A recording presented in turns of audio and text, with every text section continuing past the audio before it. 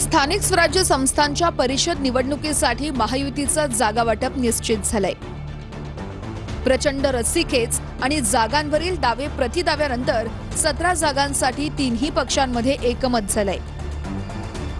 अंतिम फॉर्म्युल्यानुसार भाजप 11, शिवसेना 4 आणि राष्ट्रवादी 2 जागांवर निवडणूक लढवणार आहे, तर 7 जागांवर अडून बसलेल्या शिवसेनेला 4 जागांवर समाधान मानावं लागलंय।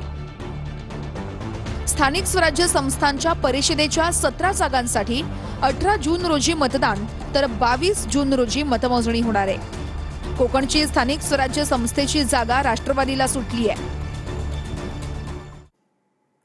तर रायगडच्या विधान परिषदेच्या जागेचा तिढा सुटलाय, पण पालकमंत्री पदाचा तिढा कायम आहे। महायुतीकडून रायगडसाठी अनिकेत तटकरे यांना उमेदवारी देण्यात आली अशी माहिती शिंदे सेनेच्या महेंद्र थोरवे यांनी दिली आहे। सोबतच गोगावले लवकरच रायगडचे पालकमंत्री होतील असा विश्वासही त्यांनी व्यक्त केलाय। तर रायगडच्या पालकमंत्री पदावर सुनील तटकरे यांनी सावध भूमिका घेतली आहे। महायुतीचे तिन्ही प्रमुख नेते एकत्र बसून निर्णय घेतील असं तटकरे म्हणाले। त्यामध्ये महायुती भक्कम करण्यासाठी जो काही निर्णय आता वरिष्ठांनी घेतलेला आहे त्याचं पालन करून आम्हाला महायुतीचे उमेदवार आता जे अनिकेत तटकरे यांना उमेदवारी देण्यात आलेली आहे, त्यामुळे त्यांना प्रामाणिकपणे निवडून आणण्यासाठी महायुतीचे सगळेच आमदार, भाजप असेल, शिवसेना असेल, राष्ट्रवादी असेल, एकत्रपणे काम करू। आम्ही सर्वजण एकत्रपणे जाऊन उमेदवारी अर्ज भरण्यासाठी रत्नागिरी येथे या ठिकाणी जाणार आहोत। भरत शेठ यांनाच रायगडचे पालकमंत्री या ठिकाणी करावे आणि नक्कीच लवकरच आपल्याला सगळ्यांना रायगडकरांना ही गुड न्यूज मिळेलच। या विषयावरती काही प्रतिक्रिया नाही। आता आमच्या सगळ्याचा अग्रक्रम राज्यातील 17 जागा स्थानिक स्वराज्य संस्थांच्या एक हाती महायुतीमध्ये जिंकायच्या या गोष्टीवरती आहे।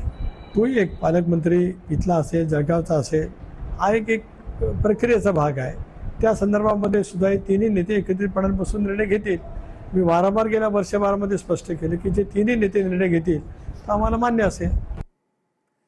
तर जरांगेंना जी आश्वासनं दिली ती सर्व माध्यमांसमोर सांगितली असं मुख्यमंत्री देवेंद्र फडणवीस यांनी म्हटलंय। आम्ही दिलेलं आश्वासन जरांगेंनी वाचून देखील दाखवलं असंही फडणवीसांनी म्हटलंय। आमच्या सरकारनं सातत्यानं न्याय देण्याची भूमिका घेतल्याचंही मुख्यमंत्री फडणवीस म्हणाले। आश्वासनं दिली ती तुमच्या समोर आहे, कुठेही मागे आश्वासन दिलं नाही। त्यांनी स्वतः ती वाचून दाखवलेली आहेत। विखे पाटील, प्रसाद लाड यांनी ती वाचून दाखवलेली आहेत। त्यामुळे सातत्याने मराठा समाजाला न्याय देण्याची भूमिकाच ही आमच्या शासनाची राहिलेली आहे, त्यानुसारच कारवाई केलेली आहे। तर सरकारच्या शिष्टमंडळाची जरांगेंसोबत चर्चा यशस्वी झाली। जरांगेंनी रात्री 1:15 वाजता उपोषण मागे घेतलं।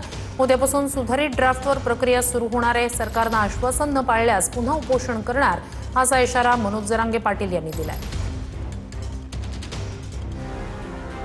मराठा आरक्षणाच्या विविध मागण्यांसाठी उपोषणाचं हत्यार उपसणाऱ्या मनोज जरांगेंनी उपोषण मागे घेतलंय। सरकारच्या शिष्टमंडळासोबत जवळपास 1.5 तास झालेल्या सकारात्मक चर्चेनंतर जरांगेंनी हे उपोषण मागे घेतलं। जरांगेंचं उपोषण लवकर सुटावं यासाठी सरकारकडून सातत्यानं प्रयत्न केले जात होते। मराठा आरक्षण उपसमितीचे अध्यक्ष राधाकृष्ण विखे पाटील आणि आमदार प्रसाद लाड हे नवीन मसुदा घेऊन अंतरवाली सराटीत पोहोचले होते।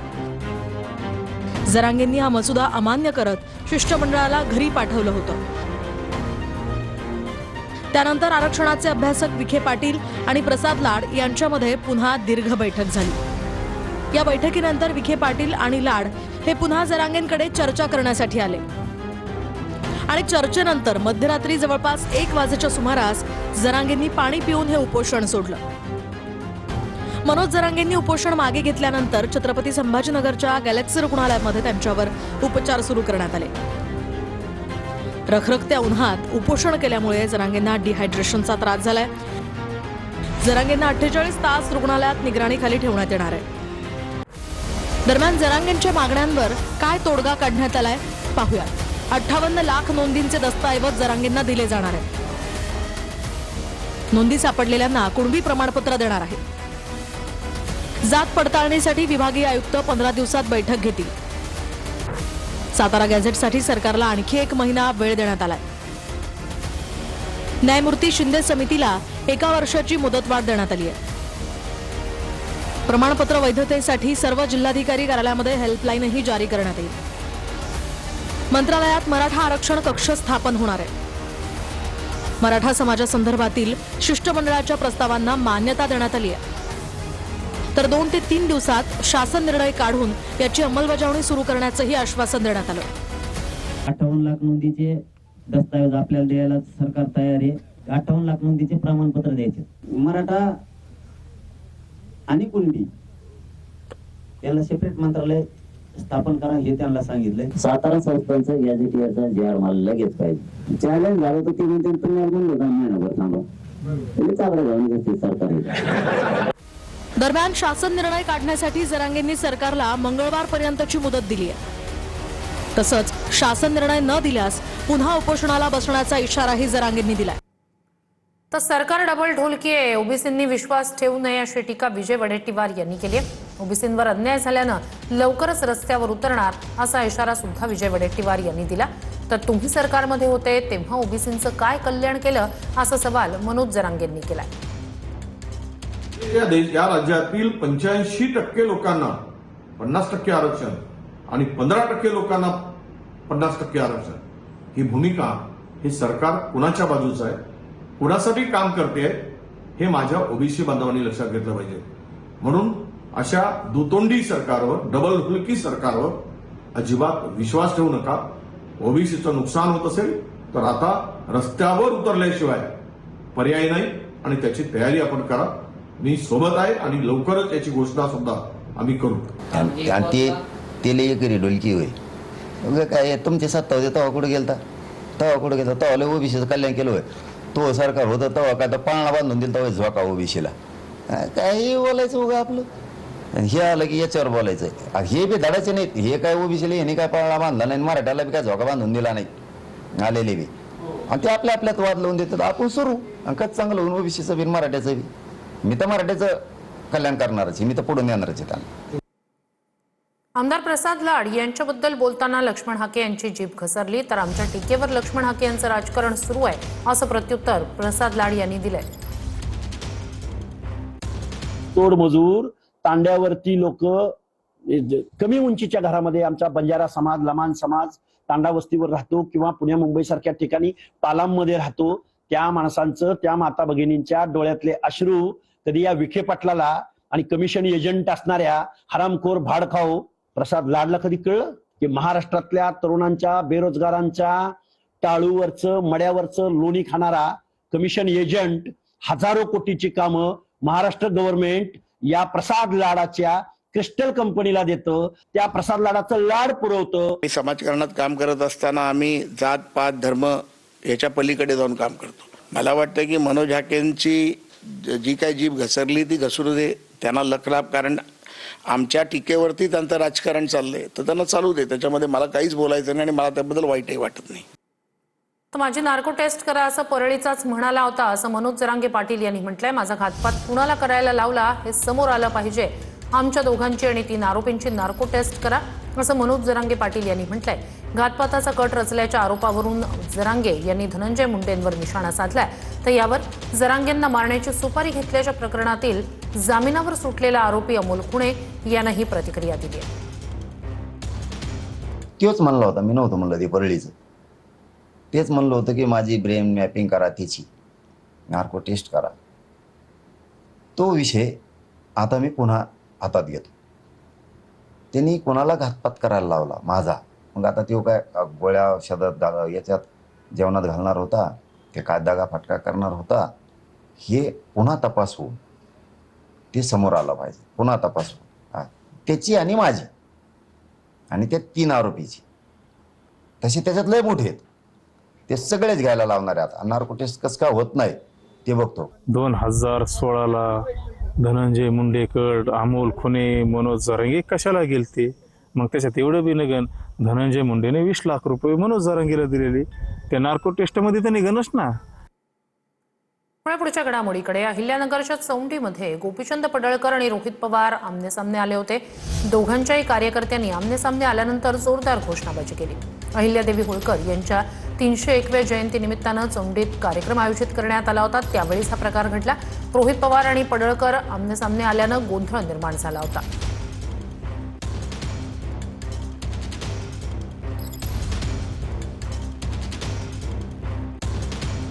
जसं आम्ही काल बोललो, सीआयडी कुठंच काही काम करत नाही, ते बंद पाडा, त्याचा खर्च कमी करा. पण या महामानवांच्या जयंतीनिमित्त जो कुठला खर्च असेल तो चांगला आहे, पण जो खर्च होतो त्याचं ऑडिट सुद्धा झालं पाहिजे.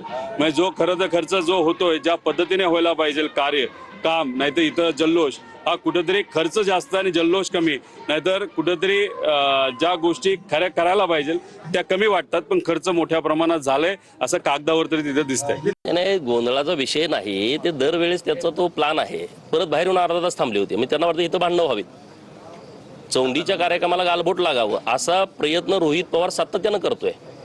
हे तीर्थक्षेत्र आहे, हे तर गर्दी करून घोषणाबाजी करायचं ठिकाण नाही आहे. तुम्ही घोषणाबाजी दिल्यानंतर आमची तर लोक उत्स्फूर्तच आहेत ना, ते त्याला उत्तर देणार. ते काय असं काय मान खाली घालून जाणार काय? तो काळ राहिलेला नाही. उगाच कोणीतरी प्रस्तावित दिला आणि स्टंटबाजी करेल तसं नाही, ते ठोसा मिळेल. त्यामुळे त्यांनी टीका केलेली आहे की वैयक्तिक गाणे लावून त्यांनी डान्स केला त्या ठिकाणी. हे बघा, वैयक्तिक गाणं कधी लावलं का? आम्ही काय डॉल्बीवाले काय? लावणाऱ्याने लावलं, त्यांना वाटलं असेल पवार आलाय तर ह्याला ठोसा ह्याच गाण्यानं बसू शकतो, लावला असेल, त्यात काय फरक पडतोय? कुठेतरी ऑडिट होणं गरजेचं असल्याचं आमदार रोहित पवार यांनी म्हटलंय.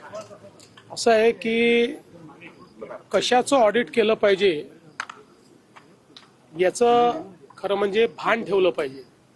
आणि इतक्या महत्त्वाच्या पर्वाला अशा पद्धतीनं राजकीय रूप देणं, राजकारण कुठे करायचं आणि कुठे करू नये याचं भान असावं, एवढाच माझा सल्ला आहे. पुढच्या बातमीकडे. लाडकी बहीण योजनेत 80 लाख महिला अपात्र ठरल्यात. पडताळणीनंतर 80 लाख महिलांची नावं योजनेतून वगळण्यात आली आहेत. लाभार्थ्यांची संख्या 2,46,00,000हून 1,66,00,000 पोहोचले. ई-केवायसीची मुदत वाढवण्याबाबत सरकारचा कोणताही प्रस्ताव नाहीये.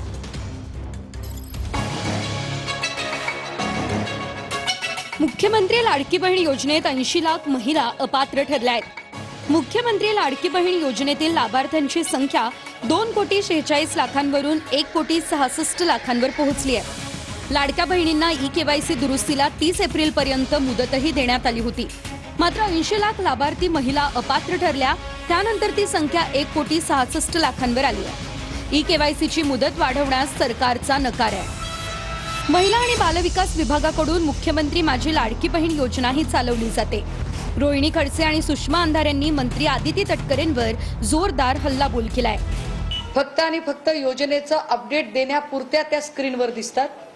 अशा योजना अपडेट मंत्री आदिती तटकरे यांनी ज्या 80 लाख महिला ज्यांचं कपात संख्या केलेली आहे ते 144 कोटी रुपये, याचं नेमकं आता भरपाई कोण करणार याचं उत्तर दिलं पाहिजे. मोठे मोठे पान भरून तुम्ही ऍडव्हर्टाईज देतायत, स्वतःची वाहवा करून घेतायत. एवढ्या सगळ्या गोष्टींसाठी सरकारकडे पैसा आहे आणि मग माझ्या लाडक्या बहिणींना जो 1,500 रुपयाचा महिना मिळतोय हाच त्यांच्या डोळ्यात का खुपतो आहे? तर कुणी मायकाला आला तरी लाडकी बहीण योजना बंद होणार नाही असं उपमुख्यमंत्री शिंदेंनी म्हटलंय. लाडकी बहीण योजना सुरू केली तेव्हा अनेकांनी विरोध केला, पण मी आपल्याला सांगतो या व्यासपीठावरून, कोणी माईकाला आला तरी लाडकी बहीण योजना कधीही बंद होणार नाही. पुणे जिल्ह्यातील शिरूरमध्ये मान्सूनपूर्व पावसानं दमदार हजेरी लावली. काही ठिकाणी गारपीटही झाल्यानं नागरिकांची तारांबळ उडाली. विजांच्या कडकडाटासह कोसळलेल्या पावसामुळे रस्त्यावर पाणी साचल्याचं चित्र पाहायला मिळालं.